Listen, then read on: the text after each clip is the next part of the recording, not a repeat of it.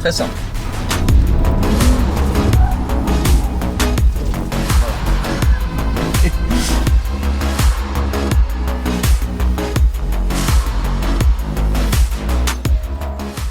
Bonjour à tous, bienvenue sur ce Glove Driver. Début de vidéo pas très cool, parce qu'aujourd'hui vous me retrouvez dans une BMW M340D Touring. Et à l'origine, je devais être en direction d'Albi pour aller participer à la première manche de la Caterham Academy. Enfin, effectivement la deuxième manche, vu que la première manche qui devait se dérouler en avril à Alès avait déjà été repoussée. Sauf que j'ai reçu un mail hier soir, à peine 4 jours avant l'événement, me disant qu'une fois de plus, pour raison Covid, l'événement était repoussé. Donc pour la deuxième fois, je vois un petit peu mon rêve Caterham qui me fait attendre. C'est pas très agréable. Mais bon, du coup j'ai prévu autre chose et je vais vous expliquer pourquoi je me retrouve dans cette BMW 340D. Tout simplement, j'avais demandé à BMW France à l'origine la nouvelle M340i Touring pour faire le trajet, pour la découvrir, pour vous la présenter. La 340i, j'avais déjà filmé la version F31 il y a quelques années même maintenant, avec Brez Motorsport, et j'avais adoré cette voiture. Chez BMW, ils en ont une en Park Press qui est bleue avec plein d'options M Performance. Elle est magnifique et j'avais vraiment envie de l'essayer. Sauf que la voiture n'était pas disponible et du coup, chez BMW France, ils m'ont dit pourquoi t'essaierais pas la M340D. Alors immédiatement, je me suis dit parce que c'est un diesel et parce que ma chaîne c'est pas forcément la chaîne idéale pour présenter des diesels. Et puis après j'ai commencé à regarder un petit peu les statistiques et j'ai vu 6 cylindres en ligne, 340 chevaux, 700 Nm, des performances très proches du Touring, 0 à 100 en moins de 5 secondes, 4 secondes 9, sachant que ça a déjà été mesuré en 4 secondes 6, X-Drive, donc le 4 roues motrices BMW. Et surtout en réfléchissant un peu, je me rappelle qu'il y a très longtemps, il y a au moins 4 ans, j'avais testé la BMW M550D, donc la série 5, diesel, 6 cylindres en ligne, quad turbo, 400 chevaux, 800 Nm je crois, et j'avais adoré cette bagnole. Pourquoi? Parce que dans une voiture du quotidien, avoir autant de couple, c'est l'assurance de jamais dépasser 2000 tours minute et un tiers d'appui sur la pédale, tout en étant déjà à des vitesses plus que raisonnables. Donc je me suis dit, ok, je vais essayer cette 340D, vous me retrouvez maintenant à l'intérieur, je vais avoir la voiture pendant 4 jours du coup, et je vais vous donner mon avis sur cette voiture. C'est un format un petit peu différent, plutôt un format vivre avec une BMW M340D, parce que là on n'est pas sur une voiture sportive, on est sur une voiture du quotidien. Mais je pense que je vais être assez surpris par cette voiture, parce que j'ai déjà roulé un petit peu avec hier, et en termes de confort et d'agrément de conduite, c'est plus que bluffant. Et il y a aussi un aspect qui m'intéresse énormément avec cette voiture, je sais pas si vous le savez, mais je suis absolument fan des breaks puissants, qui sont pas forcément des ultra sportifs. Genre par exemple, pas un C63 ou quoi, même si j'adore les breaks qui se fondent dans la masse, les slippers, vous savez, les voitures que vous voyez de l'extérieur, vous vous dites bon, encore une BMW break. Sauf que quand vous mettez pied au plancher, vous avez la capacité de détruire pas mal de monde sur la route. Ça c'est quand même assez agréable. Et une de mes voitures de rêve, quelle que soit la génération, c'est l'Alpina B3. Donc Alpina qui revisite la série 3 et plus particulièrement en version Touring. La version moi qui me fait rêver, c'est l'Alpina B3 biturbo F31, donc la génération sur laquelle j'avais testé le 340i. C'est tout simplement un 340i repréparé par Alpina. Et cette voiture existe aussi en Alpina D3 biturbo, donc en diesel biturbo, 350 chevaux, 6 cylindres en ligne biturbo, 700 Nm de couple, et j'ai un de mes amis, Nicolas, le vendeur automobile, qui vient d'en acheter une, donc une D3 biturbo Touring, et j'ai pas encore eu l'occasion de l'essayer, mais il m'a dit que c'était absolument génial si on aimait les bons diesels de père de famille ultra coupleurs. Ça peut paraître étonnant, moi qui adore les caisses de sport, mais j'adore un gros diesel comme ça puissant parce que c'est d'un confort sans nom. Donc pour présenter un petit peu cette voiture, c'est exactement la même base que la M340i, donc version essence, sauf qu'à la place d'avoir le moteur B58 essence à l'avant, on a un 6 cylindres diesel biturbo avec la technologie Twin Scroll de 340 chevaux et 700 Nm de couple, disponible à 1750 tours minute. Donc ça c'est des stats qu'on n'a pas souvent sur des véhicules essence. Vitesse maximum 250 km/h, 4 secondes 9 au 0 à 100 grâce au système X-Drive et à la boîte automatique à 8 rapports. Et cette voiture, la M340D, en fait aujourd'hui chez BMW, c'est la seule possibilité d'avoir un 6 cylindres, qu'il soit diesel ou essence, dans la BMW série 3. Parce que même quand vous prenez aujourd'hui une 330i par exemple, ça restera un 4 cylindres. Donc les 340i et 340d, maintenant, c'est les seuls moyens d'avoir des 6 cylindres en ligne dans des BMW série 3, hors M3 évidemment. Alors, je trouve ça évidemment très dommage parce que lorsque vous avez goûté à l'agrément de conduite d'une BMW série 3 avec un 6 cylindres, par exemple sur les générations précédentes, F30, F31 ou encore E92 ou encore même avant E46, vous savez ce que c'est que l'agrément d'un 6 cylindres en ligne. Donc comme c'est un daily, on va l'utiliser un peu dans toutes ces conditions, on va l'utiliser sur petite route, sur autoroute. Là, vous le voyez dans la grisaille parisienne, parce que je vais quitter Paris immédiatement, parce que oui, j'ai récemment déménagé à Paris pour ceux qui ne me suivent pas sur Instagram, et je me déplace à Paris en moto parce que j'ai rapidement découvert que Paris en voiture, c'est juste insupportable.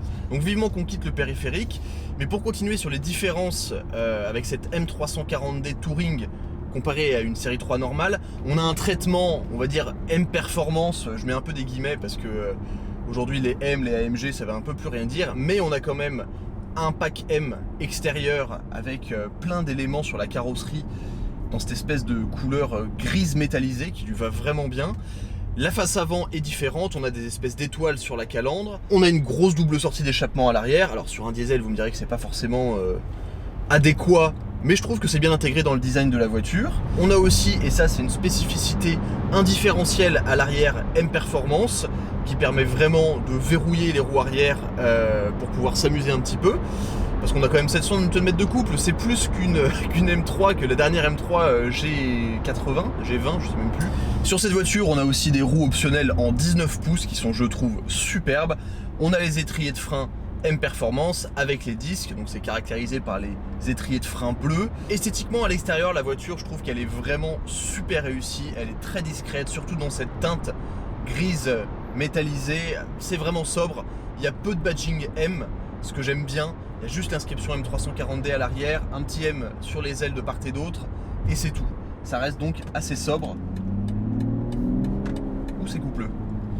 Évidemment, sur une voiture comme ça, c'est une voiture du quotidien, il faut parler tarifs. Le M340D débute à partir de 69 000 € et cette version est à 87 000 € parce qu'il y a plus de 16 000 € d'options. Je vous en parlerai en détail tout à l'heure quand je vous présenterai l'intérieur. C'est une voiture qui est full équipée, il y a absolument tout ce qu'on veut. Et je pense que du coup ça en fait un petit peu le daily parfait. Alors à 86 000 €, ça pique sévère, je crois que le malus est d'environ 3 000 €. Ce qui reste à peu près correct comparé à une 340i, parce que je crois qu'une 340i on est à plus de 10 000. Mais quand même, 90 000 € on va dire tout compris, ça fait un petit peu mal. D'autant que ça reste un peu une série 3 quand même. Et aujourd'hui sur le marché de l'occasion, vous pouvez trouver une M5 pour ce prix là si vous voulez. Ou même, je parlais juste avant des Alpina, vous pouvez trouver des Alpina B3 F31 ou même D3 F31 en diesel pour 40-50 000 €. Mais déjà, rien que là, à faible vitesse, ce que j'apprécie particulièrement, c'est que on n'entend vraiment pas les bruits extérieurs. On entend un peu le bruit du moteur diesel qui est vraiment caractéristique, un peu ce bruit de claquement lorsqu'on démarre, un petit peu. Mais si vous mettez de la musique, vous entendez plus rien. Donc pour ceux qui n'aiment vraiment pas le bruit du fonctionnement du moteur diesel, bon, ça peut s'enlever, on va dire. Autre chose assez importante, elle a beau porter le badge M, cette voiture, il n'y a pas d'active sound, c'est-à-dire qu'il n'y a pas de son dans cette voiture qui retransmet une sorte de sonorité sportive à travers les haut-parleurs. Ça c'est vraiment un bon point, parce que d'une, je trouve ça insupportable comme système, et deux, voilà, c'est un diesel, c'est une voiture de tous les jours. Il y avait ça dans la M550D, et pour le coup c'était plutôt bien fait. Là il n'y a pas, mais du coup on n'entend rien, en fait on entend à peine la route, c'est très silencieux, très confortable. Il y a de la place à l'arrière, c'est quand même une grande voiture, il y a un très grand coffre, je crois qu'on a plus de 1500 litres de chargement lorsqu'on rabat les banquettes. Bref, en fait vous le sentez venir, ce que j'ai un peu envie de vous démontrer dans cette vidéo, c'est de savoir si ce 340D Touring c'est pas un peu le meilleur daily disponible en ce moment sur le marché, et même la meilleure offre de BMW. Parce que franchement, les performances de la voiture, le côté couple, etc., moi je pense que ça peut vraiment en faire une voiture super intéressante. Une autre chose qui m'a surprise sur cette BMW M340D Touring, c'est l'intérieur. La raison pour ça, c'est que d'habitude j'aime avoir un intérieur assez sportif, un intérieur assez démonstratif. Là, c'est pas vraiment le cas dans cette voiture, puisque un peu comme à l'extérieur, on est sur une configuration vraiment élégante. Et après avoir passé 4 jours avec la voiture, je dois dire que j'en suis vraiment fan, en réalité, parce que ça me fait encore oublier le fait que je suis dans une voiture qui fait 340 chevaux et 700 Nm de couple. Les seuls petits rappels sportifs qu'on peut avoir dans cet habitacle, c'est devant moi au niveau de l'instrumentation digitale, l'inscription M340D, ainsi que le badge M sur le volant. Autrement, il n'y a rien qui vous dit que vous êtes dans une voiture un peu spéciale. Vous le voyez en option, on a un cuir beige et la voiture dans son utilisation quotidienne est vraiment très agréable. Il y a énormément d'options, je vous l'ai dit, dans cette voiture, 16 000 € au total. On a l'affichage tête haute, on a les sièges réglables à mémoire à plusieurs positions, les sièges chauffants, les suspensions adaptatives, le toit ouvrant panoramique, le système de sonorisation Harman Kardon, absolument indispensable, et je dois dire que le son est vraiment d'une très grande qualité. Pour moi, c'est un peu le truc ultime. Quand vous avez votre voiture du quotidien et que vous avez Apple CarPlay et une très bonne sonorisation, c'est un peu le pied. Évidemment, je vous l'ai dit, Apple CarPlay, Android Auto. En plus, dans cette voiture, on a les vitrages arrière qui sont fumés et toutes les vitres de la voiture qui sont insonorisées, donc c'est encore plus silencieux qu'une M340D normale. On a évidemment absolument toutes les aides à la conduite possibles et imaginables. Je vous avoue que moi je suis absolument pas fan des aides à la conduite et particulièrement de l'assistant qui vous maintient dans votre ligne, parce qu'à chaque fois que vous oubliez de mettre un clignotant, ça vous rabat sur votre voie, ça joue dans le volant, j'aime pas du tout ça. Par contre, BMW a fait les choses bien, c'est-à-dire qu'on a un bouton au niveau de la console centrale qui permet de tout désactiver, de désactiver vraiment toutes les aides. Ça, c'est très agréable. Lorsqu'on démarre la voiture, on n'entend absolument rien. Un petit bruit de moteur diesel quand même, mais ça reste très doux. Alors, il y a un truc, moi, que j'ai toujours pas compris. Si quelqu'un dans les commentaires peut me l'expliquer. Au niveau de mon compte tour, lorsque je démarre la voiture en mode confort, ça va de 0 à 100. Alors, je sais pas si c'est un pourcentage d'utilisation de la pédale d'accélérateur ou quelque chose d'autre, j'en ai aucune idée. Ce qui est certain, c'est que mon setting préféré, vous avez ici les différents modes de conduite, sport, confort, Eco Pro, adaptative. Moi, mon mode préféré, c'est le mode sport individuel. En fait, quand vous cliquez sur le mode sport, vous avez 3 options. Standard, où tout est en sport, plus, où tout est en sport plus, suspension, direction, châssis, boîte. Et moi, j'aime bien quand je suis en confort individuel, parce que individuel, en fait, vous pouvez le configurer. Et moi, j'ai mis la direction en mode confort, parce qu'elle est vraiment souple. J'aime pas du tout les directions BMW lorsqu'on les met en sport plus, elles deviennent super lourdes. Et on est déjà dans une voiture qui est lourde, donc on a vraiment l'impression de conduire un tracteur, tout simplement, ou un camion. Je trouve vraiment pas ça agréable. Donc direction en confort, moteur en sport, parce que j'aime bien avoir un peu plus de répondants. Boîte de vitesse en sport également, sachant que malgré le fait qu'elle soit en sport, elle va vraiment rester très bas dans les tours.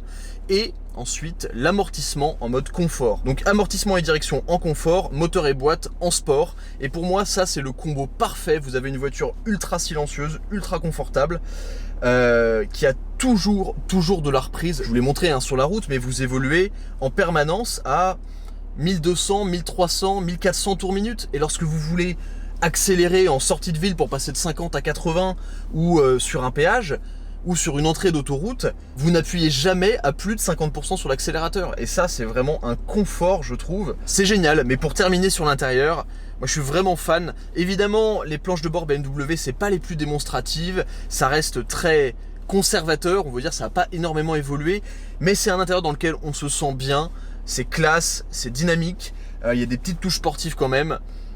Franchement, je mettrais un 7 sur 10 sur l'intérieur. Ça pourrait être un peu plus démonstratif, mais je vous l'ai dit, on est dans une voiture avec une configuration assez classe. Au fur et à mesure du temps, j'ai commencé à apprivoiser et à me faire au comportement général de cette M340D Touring. Et je m'attendais à ce que ça soit une voiture très confortable. Ça n'a aucun problème et je vous l'ai montré, la voiture remplit parfaitement son rôle. Je m'attendais à ce que ça soit une voiture économique, confortable pas seulement en suspension mais aussi au niveau de la motorisation. C'est vraiment le cas, les 700 Nm de couple, c'est un vrai bonheur. Franchement, c'est absolument génial. Et je m'attendais pas à prendre autant de plaisir à conduire cette voiture doucement. Mais là où ça m'a vraiment surpris, c'est que je m'attendais pas non plus à trouver du plaisir en conduisant cette voiture un peu plus sportivement quoi, en mettant un peu plus de rythme.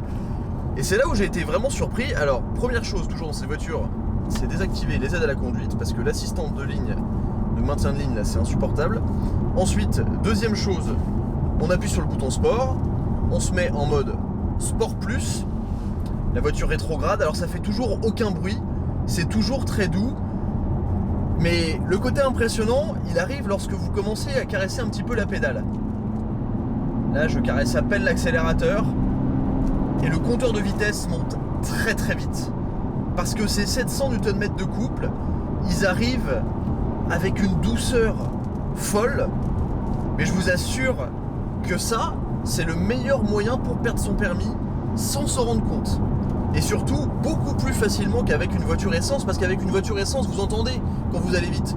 Vous avez le bruit du moteur qui monte dans les tours, là la zone rouge elle est à 5000 tours minute. Et même là je suis en mode sport plus en automatique, vous voyez la voiture elle évolue à 1800 tours minute. Mais la voiture a tellement de reprises, là, vous voyez,